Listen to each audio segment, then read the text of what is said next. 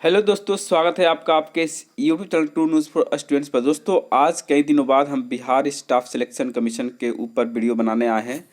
कारण है दोस्तों कि आपको पता है कि एनटीपीसी सीबीटी 2 का एग्ज़ाम बहुत ही नज़दीक है और चूंकि लेवल 5 और 6 में मेरा सिलेक्शन हुआ है तो उतना समय नहीं निकाल पाता हूं दोस्तों कि आपके लिए कुछ वीडियो बना पाऊँ। फिर भी आपके बहुत सारे डिमांड के बाद इस वीडियो को लेकर आया हूँ। तो आइए दोस्तों, इस वीडियो में हम लोग चर्चा करेंगे बिहार एसएससी के महत्वपूर्ण बिंदु जो कि आपको एनसीएल यानी कि नॉन क्रीमी लेयर सर्टिफिकेट से संबंधित होगा। जिसमें हम पहला नंबर बात ये करेंगे कि जिन्होंने सेंट्रल दिया है, बहुत सारे लोग जो है अफवाह या र्यूमर फैला रहे हैं कि जो सेंट्रल ओबीसी है वो मान्य नहीं होगा, तो इसके ऊपर हम बात करेंगे। और साथ ही दूसरा ये कि जो आपका कोर्ट में मामला चल रहा है न्यू एनसीएल को लेकर के, तो वो कब तक मान्य होगा या फिर मान्य होगा तो किस शर्तों के साथ मान्य होगा, उसके ऊपर हम लोग विचार करेंगे और बात करेंगे, ठीक है। और साथ ही बात करें तो मेरिट लिस्ट के बारे में, तो मेरिट लिस्ट भी कब तक आने की संभावना है, इसको लेकर क्या क्या तैयारियां चल रही है। तो आइए दोस्तों, पहले जानते हैं जो ओल्ड एनसीएल दिए हैं भारत सरकार का, उनका मान्य है या फिर नहीं। तो दोस्तों, ये सामान्य प्रशासन विभाग का एक आदेश है जो कि आपको 5/12/2017 में ये पारित किया गया था और ये बिहार सरकार का है। तो देखिए यहाँ पे इन्होंने सेवा में जो दिए हुए हैं, सेवा में जो जो आयोग है उन सबका नाम यहाँ पे दिया। इसमें आपका बिहार के सचिव कर्मचारी चयन आयोग ये भी यहाँ पे मेंशन किया गया है दोस्तों, ठीक है। तो इनको भी ये आदेश मानना पड़ेगा। और ये आदेश क्या है दोस्तों कि देखिए, जो 18(1) का प्रावधान था क्रीमी लेयर में नहीं होने का, जो संबंधित जो शपथ पत्र था 18(a), इसमें संशोधन किया गया था। तो संशोधन करने के बाद क्या हुआ था, देखिए बता दूं आपको, यहाँ पे ध्यान से देखिएगा। देखिए, दिनांक 27/5/2013 द्वारा आय संपत्ति के निर्धारण को संशोधन करते हुए 4.5 लाख से बढ़ाकर 6 लाख किया गया है, जिससे राज्य में लागू करने का निर्णय सामान्य प्रशासन विभाग बिहार के प्रपत्र संख्या 11805 दिनांक 17/7/2013 द्वारा लिया गया। इससे संबंधित संशोधित शपथ पत्र 18(a) को जो है विभागीय परिपत्र द्वारा 15/10/2013 द्वारा परिचालित किया गया है, ठीक है।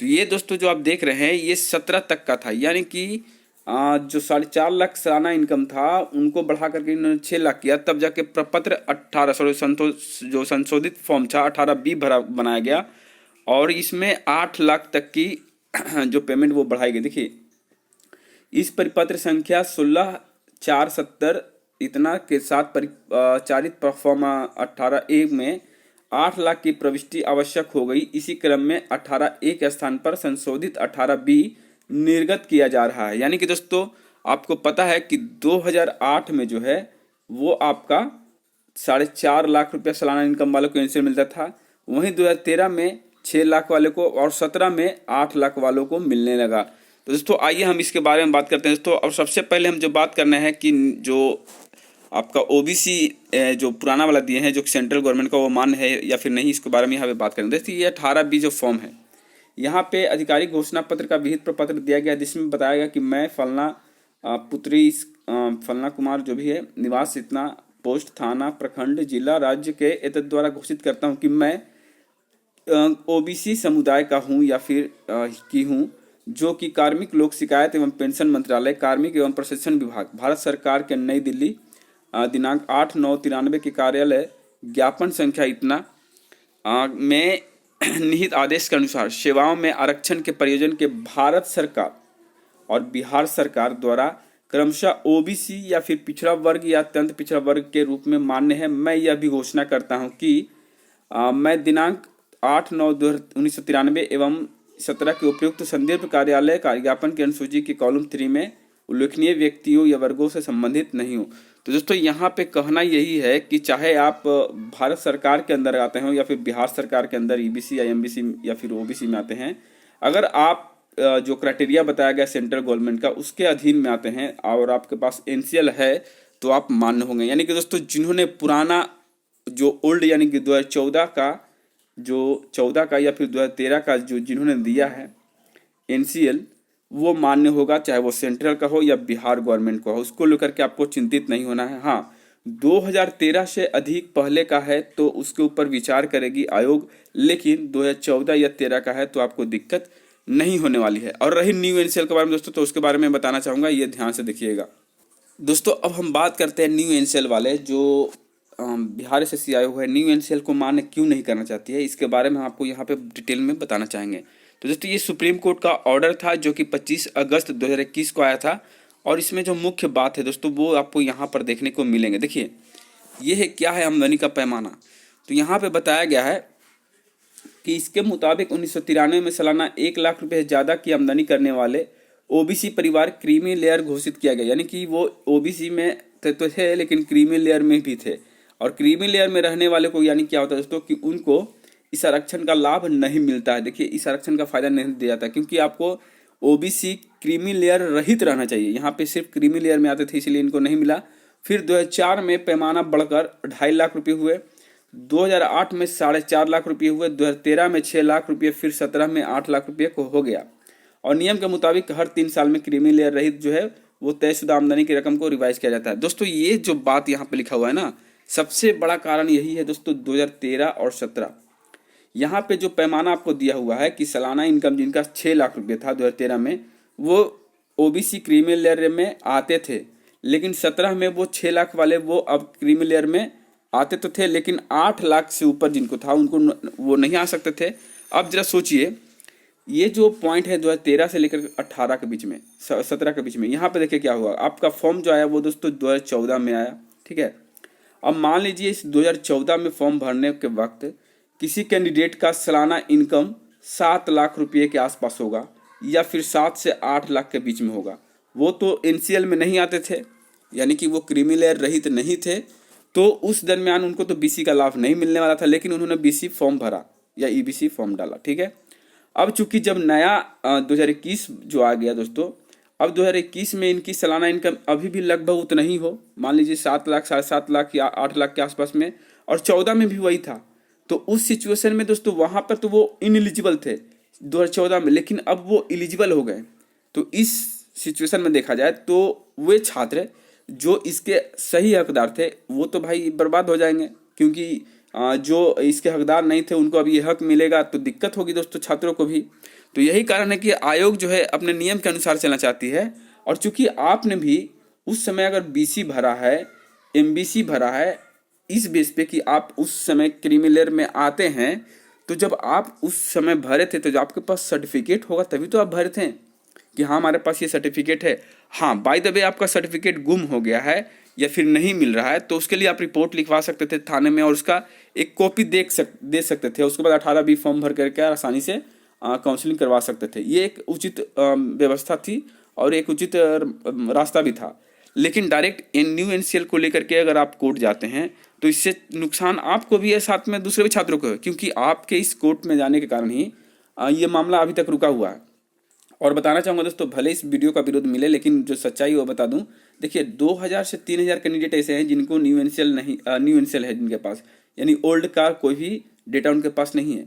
जरूरी नहीं कि सब बाहर होंगे, ऐसा नहीं है दोस्तों, कुछ लोग बाहर अभी भी होंगे, क्योंकि जो कोर्ट का आदेश आएगा, मैं बता देता हूँ यहीं पे ध्यान से सुन लीजिएगा, जो हाई कोर्ट का आदेश आएगा उसमें जो है कुछ शर्त रखे जाएंगे और उसी शर्त के अनुसार ये न्यू एनसीएल को मान्य करने वाले हैं, ठीक है। उसी शर्त के अनुसार ये न्यू एनसीएल को मान्य करने वाले हैं। एकदम करेक्ट बात बता रहा हूँ, क्योंकि मैं इधर उधर की बातें नहीं करता हूँ और सिर्फ बरगलाने वाली बातें नहीं करता हूँ कि जो छात्र बोले वही बोल दूँ, जो आयोग बोले वही बोल दूँ, नहीं, जो फैक्ट है उसके ऊपर बात कर रहा हूँ। क्योंकि यहाँ पे मामला सिर्फ बीसी एमबीसी या न्यू एनसीएल का नहीं है, यहाँ पे एक प्रावधान रखा गया है। उस प्रावधान के अनुसार अगर आप अनुरूप अगर बहाली नहीं होती है तो दिक्कत फिर बहाली में होगी। आज भले आपको ज्वाइन करवा ले, 1-2 साल बाद पता चला कि फिर मामला हाई कोर्ट में गया, सुप्रीम कोर्ट में गया, फिर लास्ट में बहाली में संशय पड़ जाएगा और नौकरी हुई छात्रों को बाहर हो सकते हैं। इसलिए हम बता रहे दोस्तों कि जो भी हो बढ़िया तरीके से हो, ढंग से हो, कि बाद में किसी को दिक्कत नहीं आए, है ना। तो ये रही दोस्तों वही एक सबसे बड़ा कारण है 2013 और 2017 वाला जो मामला यहाँ पे देख रहे हैं, यही है। इसको समझने की कोशिश करिए, तब जाके कमेंट करिएगा। भले कुछ लोग हैं जो न्यू एनसीएल वाले छात्र हमें कमेंट करके गाली दे सकते हैं, हमें क्या किसी को दे सकते हैं, लेकिन सच्चाई से डरना नहीं चाहिए दोस्तों, उससे लड़ना चाहिए। और मैं मानता हूँ कि कोर्ट का जो आदेश 8 फरवरी को आने वाला है, अगर 8 फरवरी को आदेश आ जाती है तो छात्रों के हित में ही होगा। ऐसा नहीं कि छात्र के विरुद्ध वो कोई भी कार्रवाई करेंगे, लेकिन कुछ शर्त हैं उसको छात्रों को भी मानना पड़ जाएगा, एक बात कन्फर्म है। हाँ लेकिन एक बात और है, जिन्होंने जैसे कि कोई छात्र अगर उस समय बीसी में आते थे, आज एमबीसी में आ गए हैं, तो उनके लिए भी अलग शर्त बनेंगे। क्योंकि दोस्तों वो साफ साफ पहले ही मेंशन करके रखा था आयोग ने अपने नोटिफिकेशन में कि बाद में जो किया हुआ जो बदलाव होगा वो मान्य नहीं होगा। यानी आपको बाद में अगर एमबीसी किया गया तो वो एमबीसी नहीं मानेंगे, बल्कि आपको बीसी ही मानेंगे। तो बीसी के अनुसार ही आपकी बहाली कंप्लीट की जाएगी। तो बीसी से संबंधित आपके पास जो भी साक्ष्य होंगे वो जरूर आप दिखा दीजिएगा। नहीं है साक्ष्य कोई बात नहीं, जाति प्रमाण पत्र तो होगा, वो दिए ही होंगे, तो वही बहुत बड़ा रोल निभाएगी। अब दोस्तों बात आती है मेरिट लिस्ट की। तो दोस्तों मेरिट लिस्ट जो है वो सिर्फ और सिर्फ बीसी एमबीसी को बाहर निकाल करके आपको नहीं दे सकता है। यानी कि ये कंबाइंड वैकेंसी है, और जब तक ये मामला कोर्ट से फैसले के साथ बाहर नहीं आता तब तक ये आयोग जो है आपको मेरिट लिस्ट नहीं देने वाली है।